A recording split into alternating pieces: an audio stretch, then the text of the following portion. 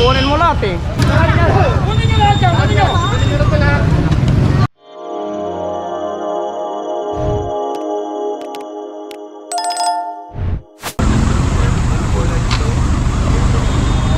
Meron lang talaga ako.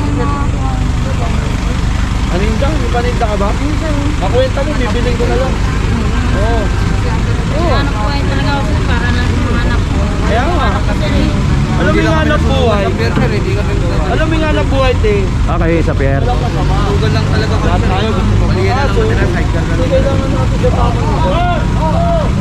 Wala ko na. Sila pala yung nasunugan sa pier. Noong nakaikilan lang. Sa mga kamakailan lang. Eh, natitinda daw sila rito. Kung di naman daw nasunugan, eh, di naman daw sila magtitinda. So, dala nila mga patitamit.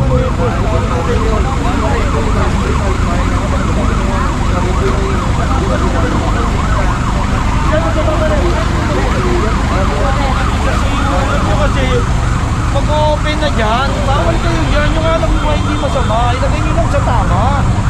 Wala magbabalot sa'yo. Hanap buhay kayo sa malinig ko. Alisunod na lang po kami dito. Kayo. Kayo. Kami, trabaho lang namin. Sir, kunin ko ng listahan, baka makawala yung listahan ng bike ko eh. Ayan mo lang. Ito na yung kasi mo.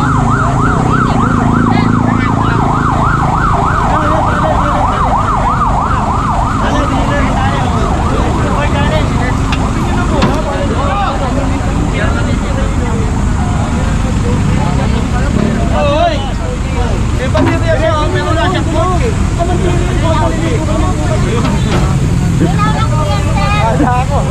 Ala ko may coach ka, may pamilya. Ako, naiwan yung coach ko eh. Tama ba, kumalitas yan ha?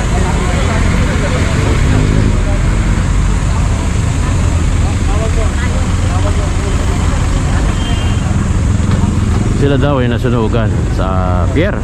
Nagkaroon kasi ng sunog doon sa pier, malaking sunog. Kaya daw nandito sila para magtinda. So, ewan lang natin. Hindi kasi, ang hirap kasi, no?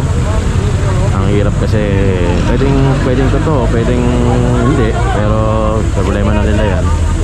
Okay, akit tayo mga kayo. Okay. Nakakit na.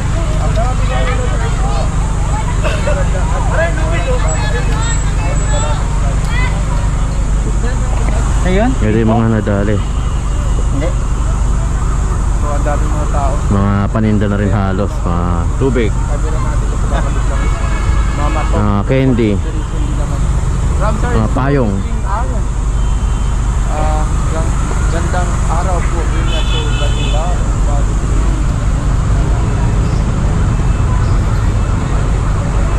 Ay, gagawin ko. Ganilo ba na? Hanap. Pakayan dito sa paligid ng Manila.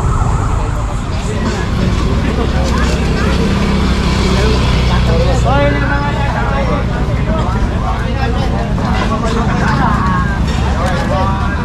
tumunsin.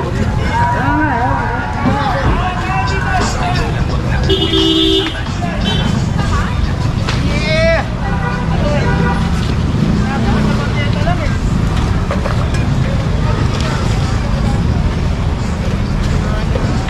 Sirain na.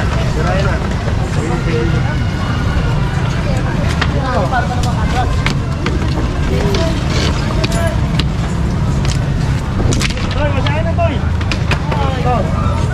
Niya papangalan yan. Hoy. Tao. Alin, patungan, titigas ang ulo eh. Tao. Titigas ang ulo. Bluetooth device is enabled.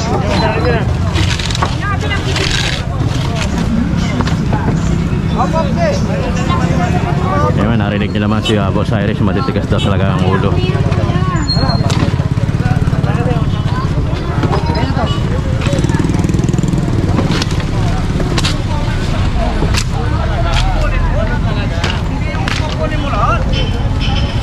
Kunin mo lahat eh. Ano sa akin natin? Dapat kung ano lang kunin. Kasama yun eh. Ngayon na yan.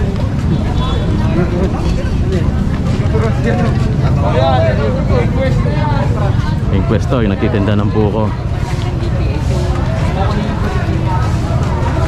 Nakakausap ni Boss Mateo.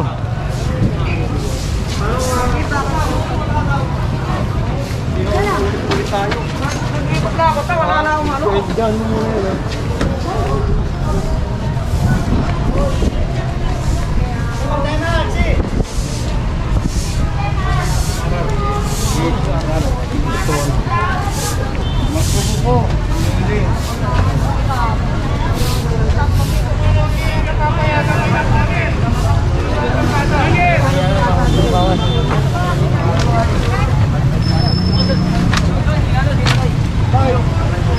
May pera dito ha.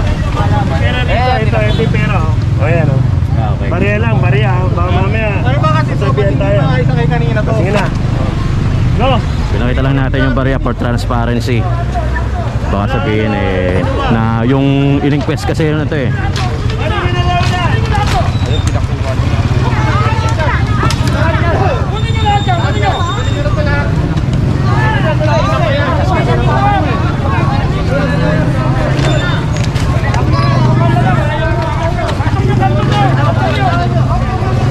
Galit si Boss D.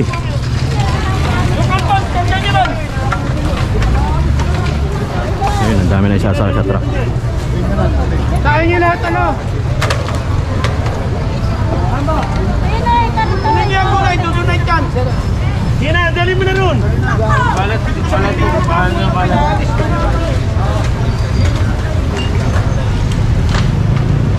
Bawal kayo sa kanto. Gagalit si Boss D kasi nga pinapaalis na nga lang sila kanina. Ayaw pa magsikilos. Kaya tinuluyan na ni Boss D, no?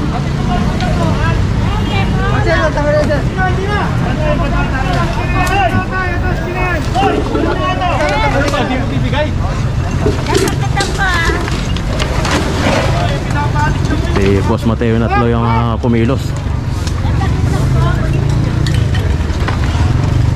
Inaalis na lang kayo, ayaw nyo. Saan nyo ba? Pag yung mga tao, sama na.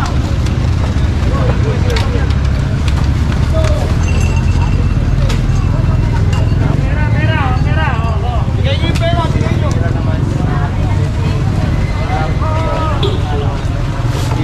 Aalis na lang Puno-puno kayo. yung truck. Inaalis kayo.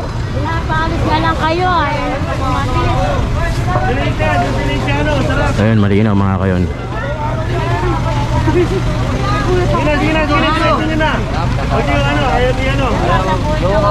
Sige na, kanin nyo, tawagin nyo, ano nyo po. Pinapaalis na kasi kalila sila ni Boss D kanina, no?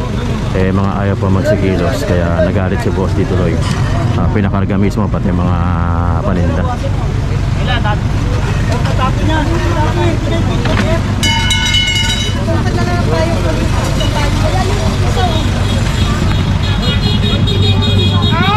Ito po! Boss, sirain mo. Tingin na, Yan, kasama ba? Ano natin nagbibigyan yan?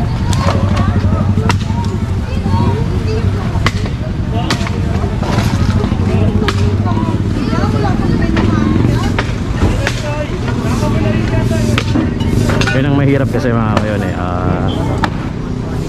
laging ganun ang sitwasyon. Laging tinitignan na lang yung hawkers. Pinagtatawanan, hinihintay pa nila humantong sa ganitong pagkakataon.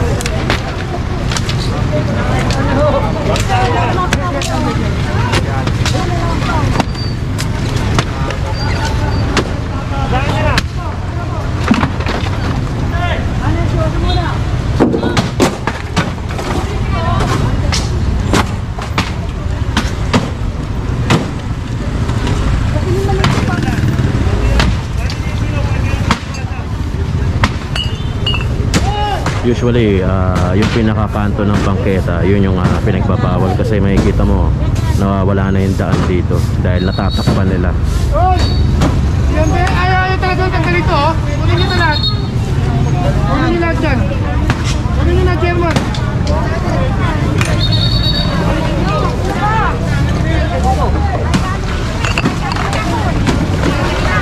Pinagbigyan na kasi sila kanina mga kayon. Usually hanggang kausap mapagbigay naman ang Manila Team Hawkers natin. Pero pagka talagang hindi ka mo pinakita na kumilos ka o parang binaliwala mo sila, eh malamang may kasunod na yun.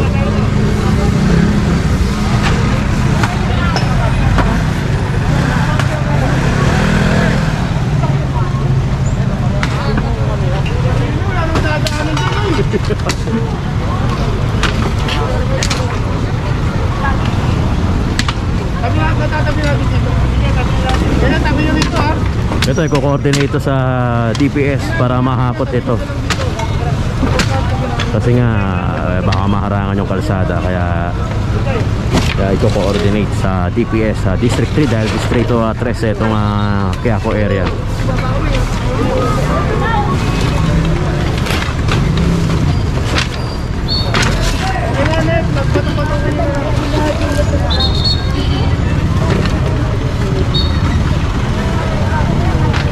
Meron na inquest kanina, pumalag pa ata doon sa likod kanina. Nagtitinda ng buko. Parang naririnig ko doon sa kay kuya na nagagalit kasi parang kinukuha lahat. Itong kantong-kanto ng bangketa ng Carlos Palanca, pati na rin ng Villalobos, eh may higpit na ipinagbabawal yung mga kanto kasi talagang walang madaan. Kita nyo naman, meron palang dahanan ng ramp ng mga pang PWD. Ngayon lang natin nakita. Ayun na, kinausap na ni Boss Irish yung tiga DPS para maihakot itong mga kahoy na pinag-ibaan. Shoutout sir. Shoutout kay Cora Torres ng Yun. Pandakan, Manila. Oy, saka sa Padakan. Biata. Beata. Bayan ako. Bayan? Bayan, okay. Okay. Shoutout. Ingat, boss. Shoutout sa lahat ng Pandakan. Yun, Pandakeños. Thank you, boss. Ha?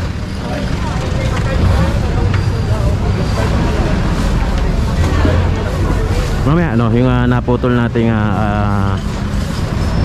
conversation na sinabi ko nga na I will try to answer some of your comments and some of your PM, yung mga personal message na nakakarating sa atin sa Facebook. Tatry natin sagutin isa-isa, pati yung mga comment na binabato o pinupukol. Again, itong channel na to mga kayon, as far as I remember, wala akong kinikilingan na mga politiko. Wala akong ang kinakampihan ng mga politician. Kaya open itong channel natin for suggestions, comments, and kung ano man yung mga naisip nyo, i-comment nyo lang. Basta wag lang yung tipong parang bastusan ang dating. Again, yung prior dito sa part ng video na to, sinabihan sila ni Boss D na itabi na nga, kumilos na. Pero dumating doon sa point na parang nakatunganga lang at parang binaliwala, kaya nagalit si Boss D at pinahakot nga itong mga nakatambak dito. So pinordinate na ni Boss Irish sa DPS para mahakot itong mga rita-ritaso na to.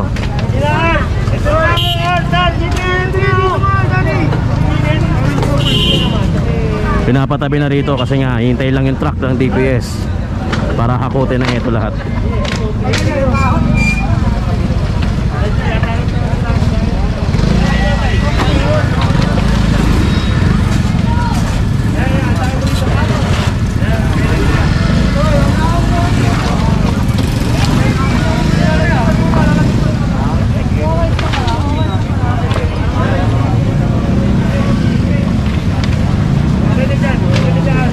Carlos Palanca ang location natin para sa araw na ito. Corner Villalobos.